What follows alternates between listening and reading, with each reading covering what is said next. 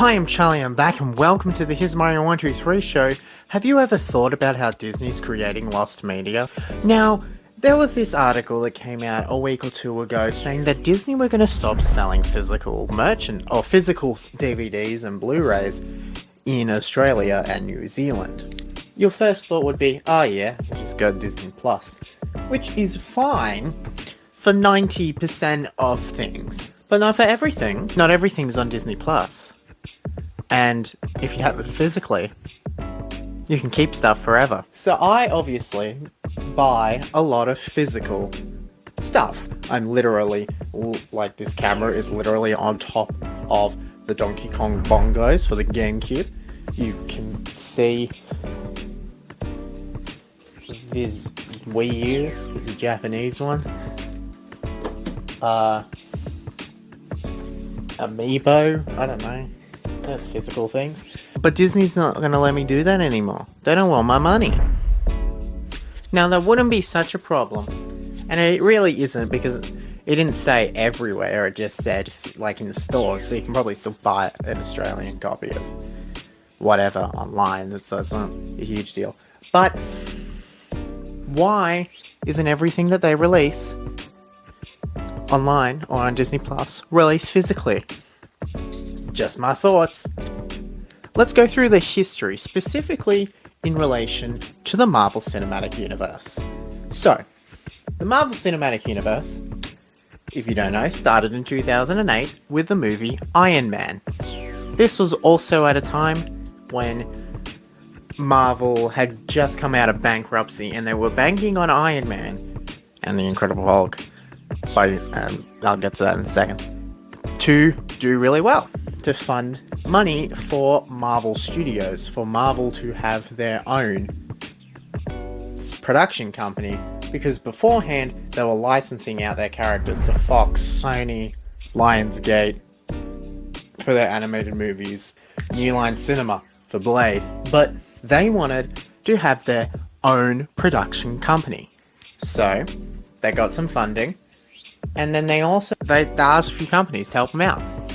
So Iron Man, Iron Man 2, and a few others were funded by Paramount. And they were also distributed by Paramount.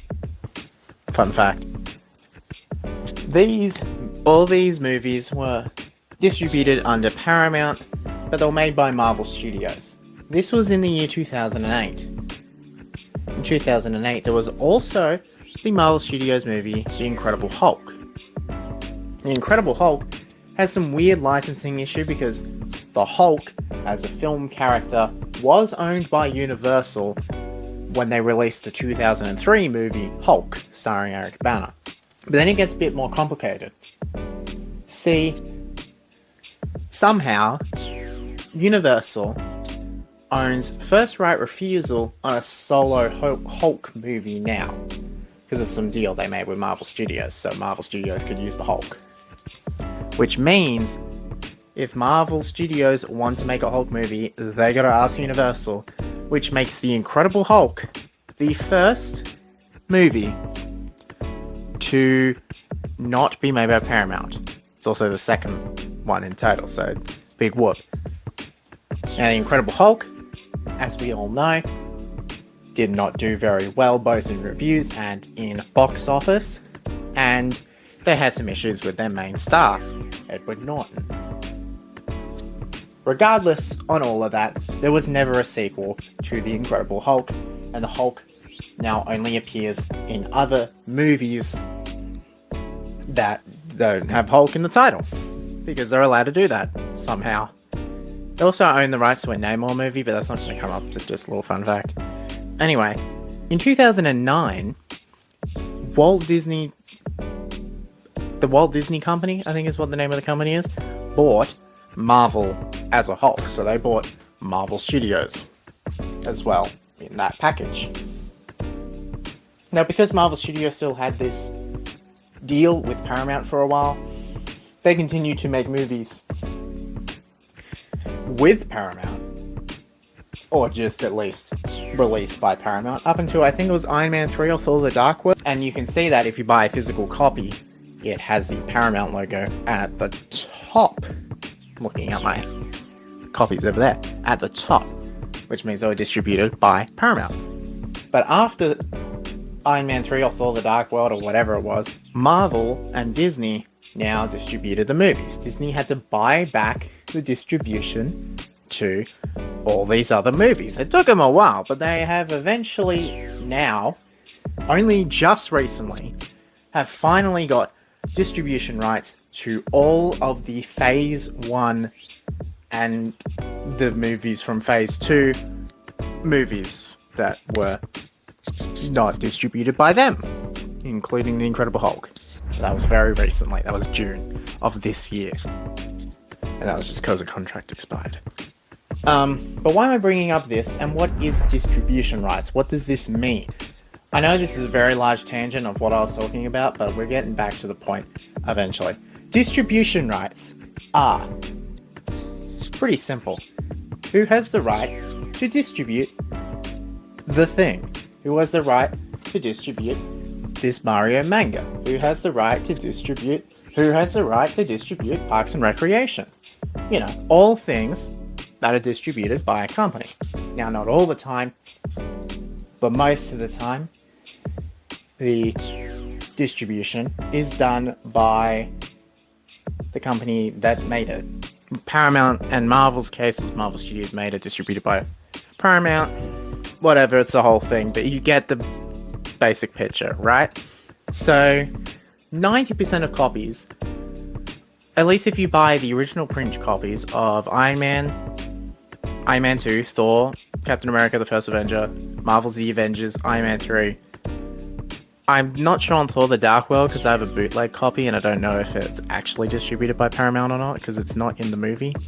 But the bootleg copy says it is distributed by Paramount. I don't know. So Paramount released all of those physically for anyone to buy. And The Incredible Hulk, distributed by Universal up to June 2023. Same thing applies. You could buy them physically. There wasn't streaming services around when the MCU started, but at some point they were all on. Probably Netflix. At some point. I don't know. But this is where we get interesting with the MCU. Now, I'm not here to debate on what's canon or not. I'm just here to talk about the brand of the Marvel Cinematic Universe and what Disney used as the brand of the Marvel Cinematic Universe. Why am I saying that? Because I'm about to talk about Agents of S.H.I.E.L.D. So Agents of S.H.I.E.L.D. started in 2013, released weekly on TV, that was set in the Marvel Cinematic Universe. That's what it was promoted as, set in the Marvel Cinematic Universe. If you bought any new... I'll get to that in a second. Agents of S.H.I.E.L.D. obviously had crossovers with the MCU, sort of. It had Nick Fury in 2 episodes, it had Maria Hill in a few, Sitwell, Coulson, obviously. I can't remember, but there was a guy from one of the Marvel one-shots in one of them. Peggy was in season 2. Thor's hammer, a Chitauri helmet, mentioned Thanos. But it was crossovers with the MCU.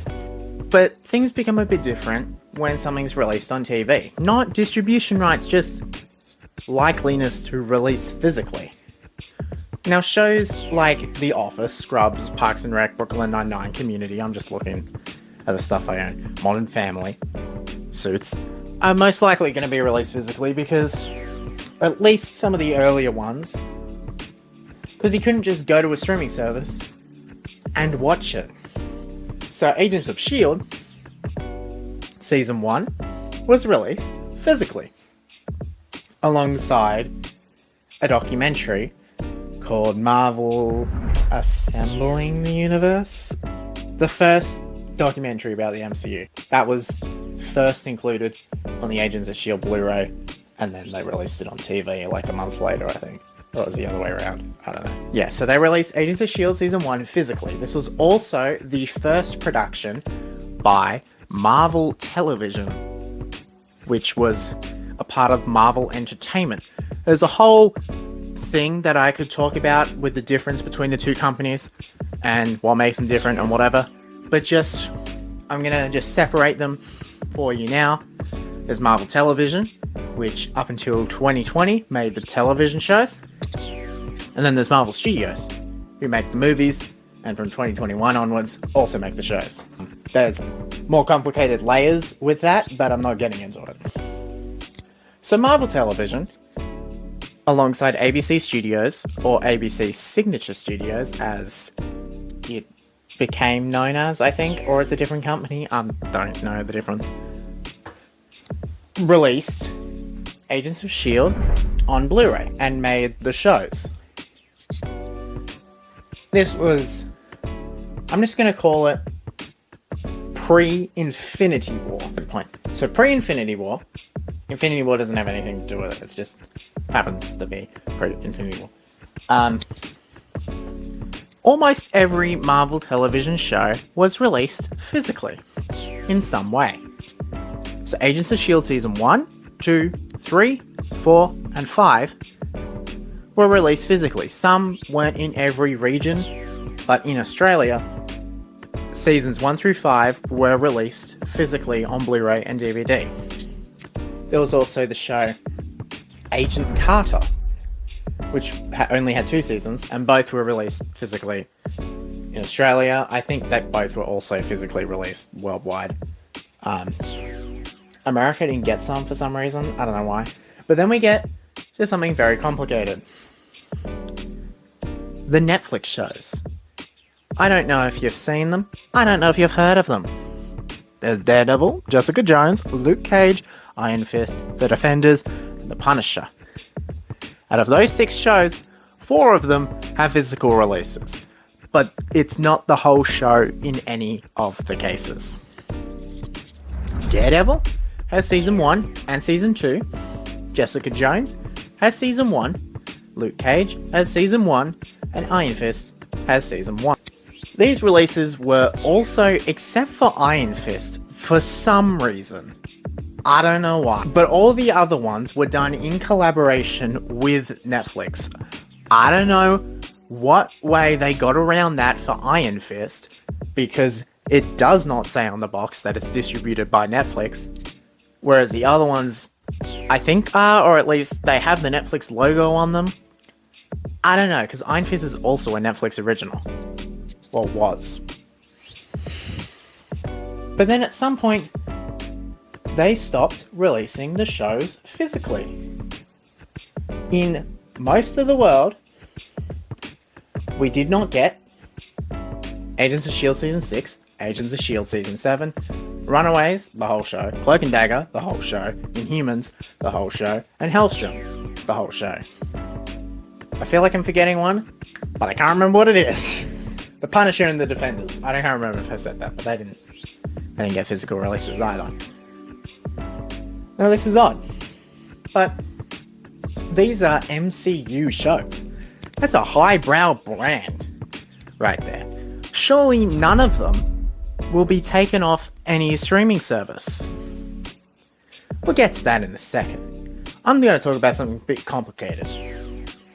Agents of S.H.I.E.L.D. Season 6 and Season 7 did release somewhere physically. I have them.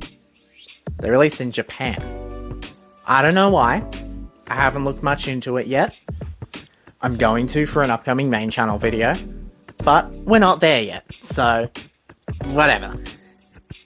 So Agents of S.H.I.E.L.D. Season 6 and Season 7 released physically in Japan in 2020, I think.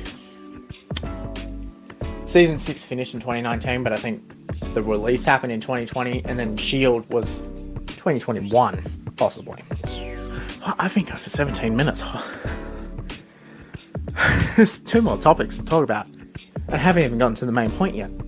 Anyway, after 2020, well, before 2020, but whatever, there was some shakearounds at Marvel, and Marvel Television was dissolved. All their shows cancelled. In Agents of S.H.I.E.L.D. case, it was already going to end, so they ended it.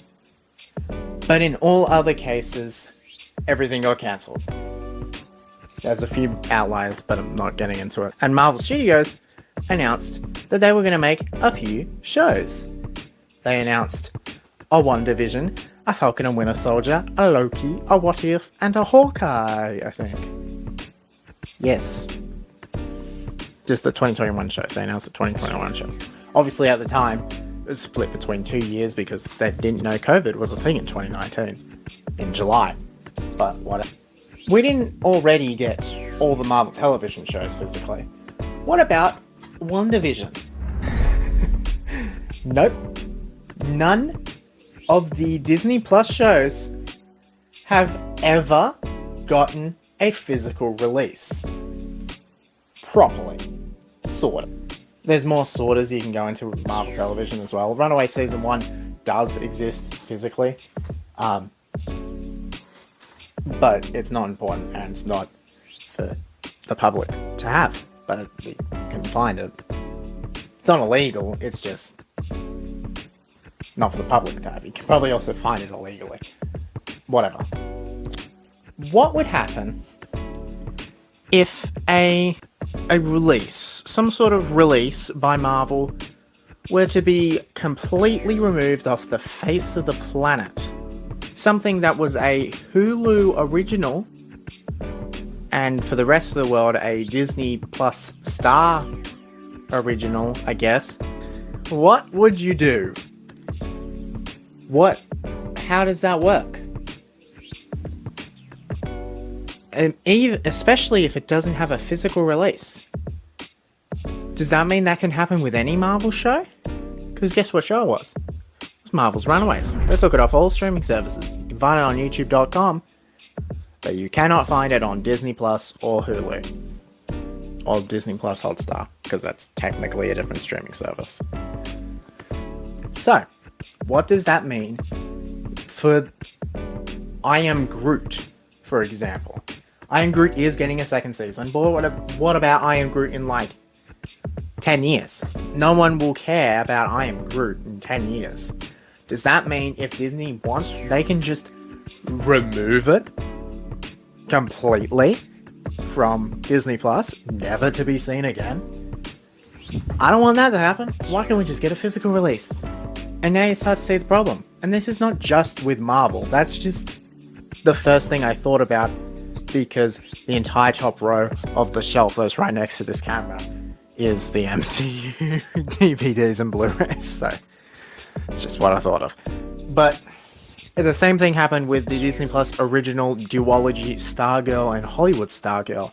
Both completely removed off Disney. Gonna redo that one.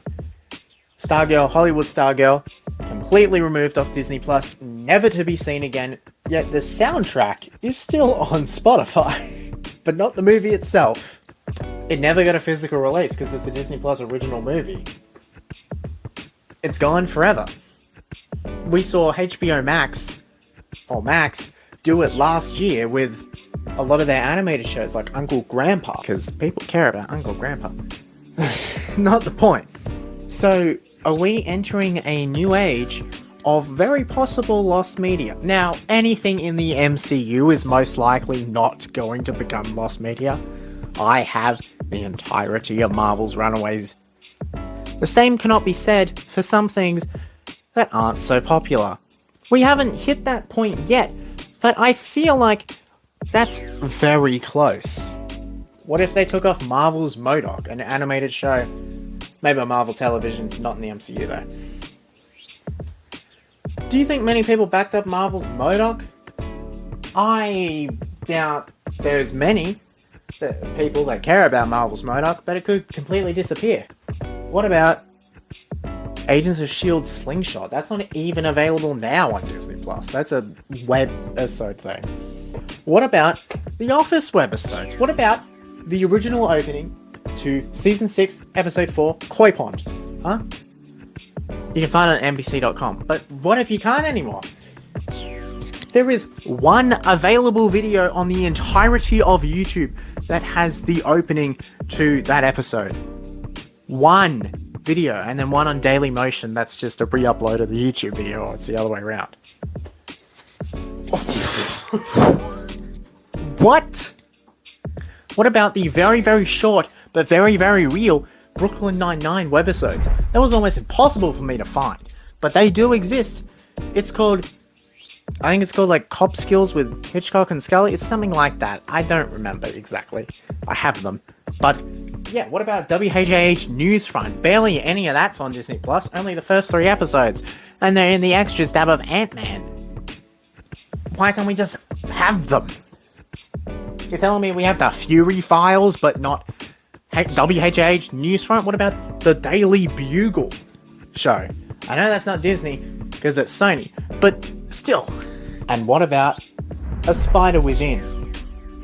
Some animated thing that was talked about as a prequel to Spider-Man Across the Spider-Verse only ever premiered at a film festival, and the large majority of the population have never seen. Maybe it came with the physical copy, though, I don't know. The physical copy came out today, so I don't have it. But I would hope that's where it is. But we're entering a new age, people. Look at video games. Some aren't even getting physical releases. The bloody special edition for Spider-Man 2 doesn't even come with a disc. I know what Spider-Man 2 is, and people are going to back it up, but what if it's something smaller? Then no one backs up. What are we going to do? Booyah.